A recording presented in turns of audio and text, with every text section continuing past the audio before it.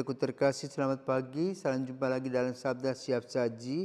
Kamis 1 Mei 2025, hari biasa pekan kedua Paskah. Marilah kita berdoa dalam nama Bapa dan Putra dan Roh Kudus. Amin. Allah Bapa yang Maha Merahim, dengan misteri Paskah Engkau telah menyelamatkan dunia. Semoga dengan dibebaskan dari dosa kami mengalami pendamaian denganmu. Karena Kristus Sang Imam Agung menjadi sama seperti kami. Sebab dialah Tuhan pengantara kami yang bersama dengan Dikau dalam persekutuan Roh Kudus hidup dan berkuasa Allah sepanjang segala masa. Amin. Tuhan bersamamu dan bersama rohmu. Injil Yesus Kristus menurut Yohanes. Dimuliakanlah Tuhan. Yohanes Pembaptis memberi kesaksian tentang Yesus di hadapan murid-muridnya. Siapa yang datang dari atas ada di atas semuanya. Siapa yang berasal dari bumi termasuk pada bumi dan berkata-kata dalam bahasa bumi. Siapa yang datang dari surga adalah di atas semuanya. Ia memberi kesaksian tentang apa yang dilihatnya dan yang didengarnya, tetapi tak seorang pun menerima kesaksiannya itu. Siapa yang menerima kesaksiannya, ia mengaku bahwa Allah adalah benar.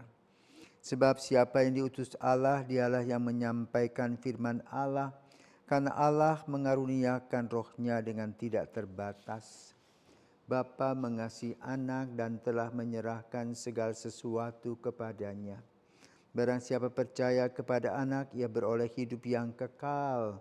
Tetapi barang siapa tidak taat kepada anak, ia tidak akan melihat hidup, melainkan murka Allah tetap ada di atasnya. Saudaraku terkasih, selamat pagi. Hari ini kita memasuki bulan baru, bulan Mei, bulan Maria. Di mana kita akan berdoa secara universal. Semoga dengan bekerja setiap orang dapat menemukan kepenuhan makna hidup, keluarga terpenuhi kebutuhannya, dan masyarakat semakin sejahtera.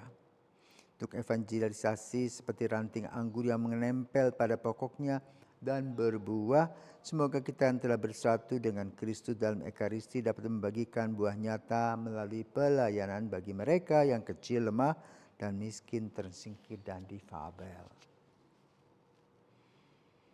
Saudaraku terkasih, hari ini Injil membahas tentang kesaksian Yohanes yang tidak didengarkan oleh orang-orang Yahudi. Kenapa? Karena mereka merasa mereka sudah punya hukum Taurat yang berasal dari Musa, sehingga tidak perlu lagi aturan-aturan yang lain. Aturan-aturan yang lain bisa saja melenceng atau tidak sesuai dengan hukum Taurat. Tapi kemudian setelah kejadian Yesus dihukum mati, wafat dan bangkit, barulah orang faham dan mengerti apa-apa yang dikatakan oleh Yohanes. Dan Yohanes pun juga sudah tidak ada. Dan siapakah Yohanes? Yohanes adalah orang yang lurus, yang menegur Raja Herodes dengan Herodias yang berselingkuh, mengambil istri Filipus saudaranya. Akibatnya dia dipenjara, bahkan kemudian kepalanya dipenggal. Tetapi setelah dia mati, setelah dia wafat, barulah orang faham tentang siapakah dia. Dia adalah seorang nabi yang berteriak-teriak di padang gurun, luruskanlah jalan Tuhan, mempersiapkan kehadiran Kristus. Demikian pula Yesus yang berkarya begitu baik, memberikan pencerahan melalui perkataan perbuatannya, disalibkan. Juga baru terjadi dengan Paus Fransiskus yang banyak dicerca oleh sekelompok orang tertentu tentang keberadaannya sebagai Paus, pemimpin tertinggi gereja. bagi kelompok-kelompok konservatif, bagi mereka yang ingin punya kuasa lebih. Dianggapnya bahwa Paus ini menyeleweng dari nilai-nilai Kristiani, padahal justru dia mendapatkan inspirasi dari doa-doanya. Bagaimana mengisi dan mendampingi dunia yang penuh dengan kegelapan dan kekotoran. Dan dia ingin kembali mendoakan gereja dan membawa suara Yesus dalam langkah-langkah hidupnya, bukan hanya untuk umat Katolik, tapi juga untuk semua orang. Maka dia boleh katakan harus mendapat Nobel perdamaian.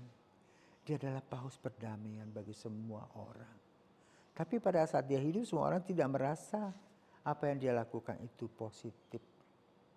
Baru setelah dia meninggal, seperti peribahasa mengatakan, harimau meninggalkan belang, manusia meninggalkan nama. Maka boleh katakan apa yang dibuat statement pernyataan paus sekarang boleh katakan viral. Baru menyadarkan orang akan kiprahnya yang amat sangat luar biasa yang dekat dengan Yesus. Dia boleh katakan menjadi penjelmaan kehadiran Yesus pada milenial kita ini. Dengan berharap bahwa kita sadar akan kekurangan-kekurangan kita sadar akan kekakuan-kekakuan yang kita miliki ini. Maka di bulan Mei ini mari kita memulai dengan doa Rosario, mengajak kembali Bunda Maria untuk menghantar kita kepada Yesus. Sebagaimana yang sudah dinikmati oleh Paus Fransiskus. Maka beliau dekat dengan Maria, bahkan ketika dia menjadi paus, dia pergi ke Basilika Santa Maria Maggiore. Ketika ia pergi juga dan pulang untuk mengunjungi negara-negara lain, untuk memberitakan kabar gembira, dia pergi dulu kepada Bunda Maria di Maria Maggiore dan kembali juga kepada Maria Maggiore. Bahkan sekarang dia minta dalam surat wasiatnya per tahun 222, jadi boleh dikatakan 3 tahun yang lalu dia sudah menulis surat. Bila aku meninggal, biarlah aku ditanam atau dikubur di Santa Maria Basilika Santa Maria Maggiore, karena aku merasa dekat dengan ibu. Dengan syarat petinya jangan berlapis-lapis, cukup 1 lapis seng saja dengan kayu yang sederhana, tanpa hiasan. Dan terus saja namanya atas Fransiskus. Itu sudah cukup bagiku. Maka lalu kemudian orang bertanya-tanya. Mungkin pada saat hidup ketika ada tulisan itu orang jangan, kamu mungkin macam-macam. Waktu dia meninggal banyak orang datang luar biasa di Basilika, di lapangan Santo Petrus itu.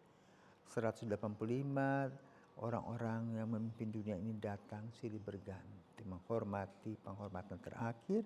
Dan kemudian setelah upacara yang cukup panjang 3 jam atau 4 jam lebih, barulah coffin itu, peti itu dibawa ke Basilika Santa Maria Maggiore yang ada kira-kira 5 km dari Basilika Santo Petrus di dalam kota Roma, bukan di kota Vatikan. Seperti yang boleh katakan, buah mangga akan tetap berbuah mangga. Yang membawa keharuman namanya, nama gereja. Di mana dia telah menghayati cinta kasih. Sebagaimana yang disampaikan oleh Injil pada hari ini. Dia adalah orang yang jarang betul. Seperti kita hanya datang mendengarkan, ya sudah. Tapi dia datang mendengarkan, mengolahnya, dan menikmati serta menghayatinya sebagai seorang pengikut Kristus yang sejati. Semoga di bulan Mei ini kita diajak kembali untuk siap-siap menjadi putra-putri Yesus yang sejati, yang rendah hati, yang senantiasa berdoa, yang senantiasa punya harapan. Dan ketika Paus Fransiskus membuka pintu Holy Door, pintu suci, dia mengatakan tahun ini adalah tahun jubileum, dengan harapan yang tidak mengecewakan.